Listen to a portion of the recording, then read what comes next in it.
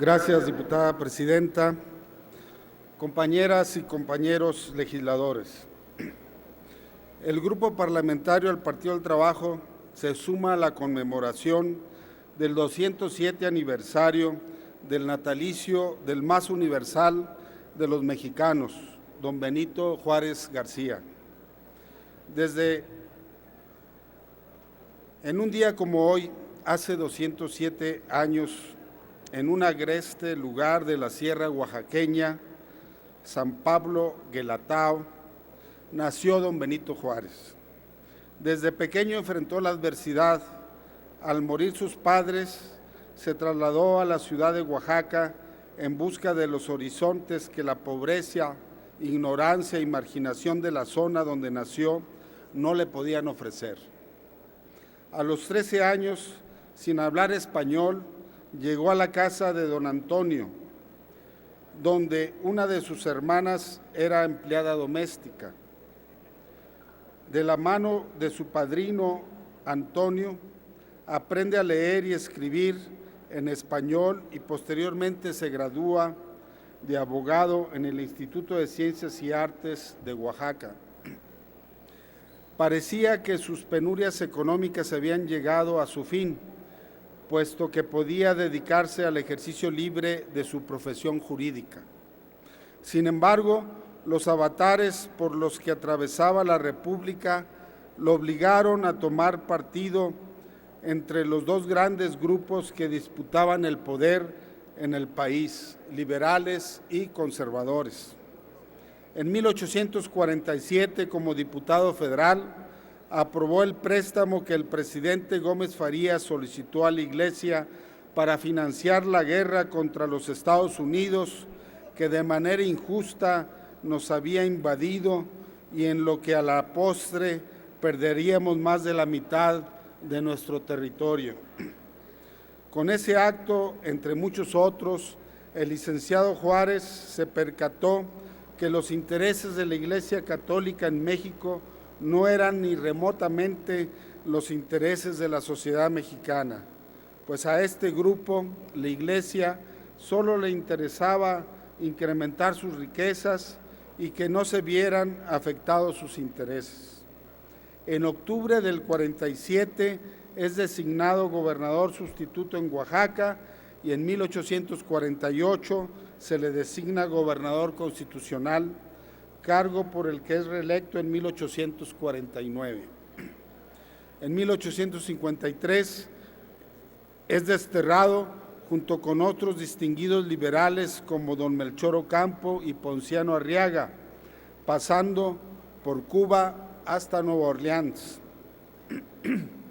Al estallar el 1 de marzo de 1854, la Revolución de Ayutla, se traslada al actual estado de Guerrero para ponerse al servicio de don Juan Álvarez y contribuir al triunfo de la causa liberal. El presidente Juan Álvarez lo designa secretario de Instrucción Pública y Negocios Eclesiásticos. A él corresponde la expedición de la ley que lleva su nombre, en la que se suprimen los tribunales especiales y los fueros de las corporaciones, con el propósito de lograr la igualdad de todos ante la ley. Desde luego, la Iglesia y el Ejército se inconformaron ante dicha medida, habida cuenta que pretendían seguir contando con un régimen de excepción que siempre les favoreció. Como resultado del Congreso Constituyente del 56-57, es electo presidente de la Suprema Corte de Justicia de la Nación, cargo del que solicita licencia para colaborar en el gabinete del presidente Comonfort, quien al dar el golpe de Estado el 17 de diciembre de 1857 se aparta del cargo que protestó cumplir para convertirse, según sus propias palabras, en un vulgar golpista. Comonfort ordenó aprehender al licenciado Juárez en las oficinas de Palacio Nacional, siendo liberado en enero de 1858 y ocupando la presidencia de la República que por disposición constitucional le correspondía, instalando su gobierno en Guanajuato, para posteriormente trasladarse a Guadalajara e iniciando la Guerra de los 3 años o de Reforma, ya que el grupo conservador reclamaba para sí en la persona de Ignacio Zuluaga. A trasladarse a Veracruz en julio de 1859, expide en dicho puerto las leyes que se conocieron como de Reforma, siendo la primera de ellas la Ley de Nacionalización de los Bienes Eclesiásticos, en donde en los considerandos se establece que el motivo principal de la actual guerra promovida y sostenida por el clero es conseguir sustraerse de la dependencia de la autoridad civil. Además, conforme al artículo 1, entran al dominio de la nación todos los bienes que el clero ha estado administrando con diversos títulos. Y en el artículo 3 se estableció la separación entre el Estado y la Iglesia, y que la letra señala: habrá perfecta independencia entre los negocios del Estado y los negocios puramente eclesiásticos. El gobierno se limitará a proteger con su autoridad el culto público de la religión católica, así como el de cualquier otra. El gobierno de la República vence a la reacción el 22 de diciembre de 1860 en los llanos de Calpulalpan y regresa a la Ciudad de México en enero del 61.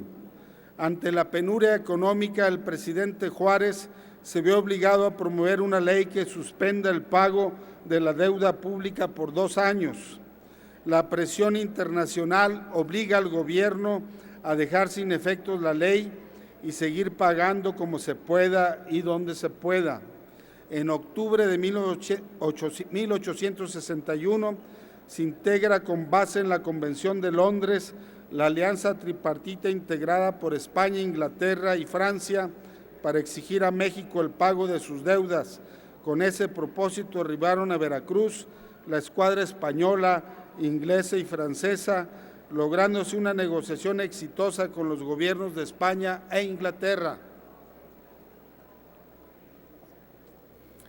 Solo permaneció en nuestro territorio la escuadra de Francia, evidenciando las intenciones de Napoleón III de imponer sus afanes intervencionistas en México.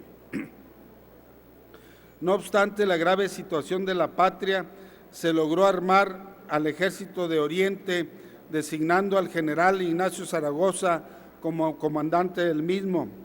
El 5 de mayo de 1862 se escribió la más hermosa de las páginas de las armas nacionales al derrotar en los cerros de Loreto y Guadalupe al invasor francés. Tan es así que el propio general Zaragoza, en el parte enviado al presidente de la República el 6 de mayo, le expresa: las armas nacionales, ciudadano ministro, se han cubierto de gloria, y por ello felicito al primer magistrado de la República por el digno conducto de usted, en el concepto de que puedo afirmar con orgullo que ni un solo momento volvió la espalda al enemigo el ejército mexicano durante la larga lucha que sostuvo. Tuvo que pasar un año para que la ciudad de Puebla, al estar sitiada por 72 días, cayera en manos del invasor el 17 de mayo. No obstante, la férrea defensa que encabezó el general Jesús González Ortega, el presidente Juárez tuvo el mérito de reunir en torno a la defensa de la patria a los más brillante generación de mexicanos: Ocampo, Arriaga, Prieto, Zarco, Santos Degollado, Zaragoza, Escobedo y muchos más, cuyos nombres honran los muros de honor de este recinto, y por supuesto contar con el apoyo de la masa anónima del pueblo mexicano. Esto permitió enfrentar la invasión francesa y lograr el 15 de mayo de 1857 en Querétaro vencer a la farsa de imperio que desde Europa se pretendió imponer en México. Compañeras y compañeros legisladores, para el Grupo Parlamentario del Partido del Trabajo Es importante que los mexicanos aprendamos de Juárez y de la generación de la Reforma que el principio fundamental que debe regir la actuación de todo servidor público es la justa medianía, como dijera mejor Melchor Ocampo. Servir a la patria es el mayor honor que un mexicano puede tener. A 207 años del nacimiento del inmortal indio de Guelatao, nos queda el ejemplo de sacrificio y de amor a la patria. Al servir a la República en un cargo público, no se hace para enriquecerse al amparo del poder, no se hace para beneficiar a los amigos con concesiones ni contratos.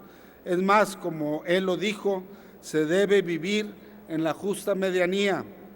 Por eso, hoy, 21 de marzo, a los 207 años, el Grupo Parlamentario del Partido del Trabajo celebra el natalicio del inmortal indio de Guelatao y hacemos nuestra su frase que engalana este recinto, de que entre los individuos como entre las naciones el respeto al derecho ajeno es la paz.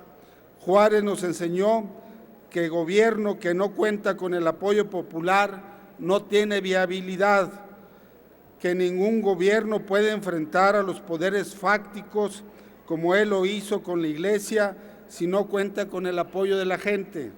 Juárez vive en la memoria colectiva del pueblo de México, vive en los anhelos de superación de muchísima gente que como él no tuvieron oportunidad y han tenido que vencer la adversidad. Termino, diputada presidenta.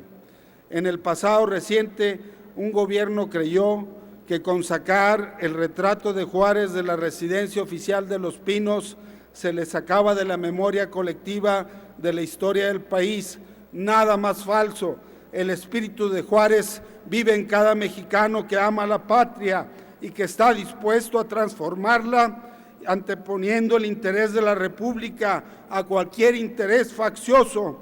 Por eso, desde la más alta tribuna de la nación, decimos con vigor: ¡viva el presidente Benito Juárez García! ¡Viva México! Gracias.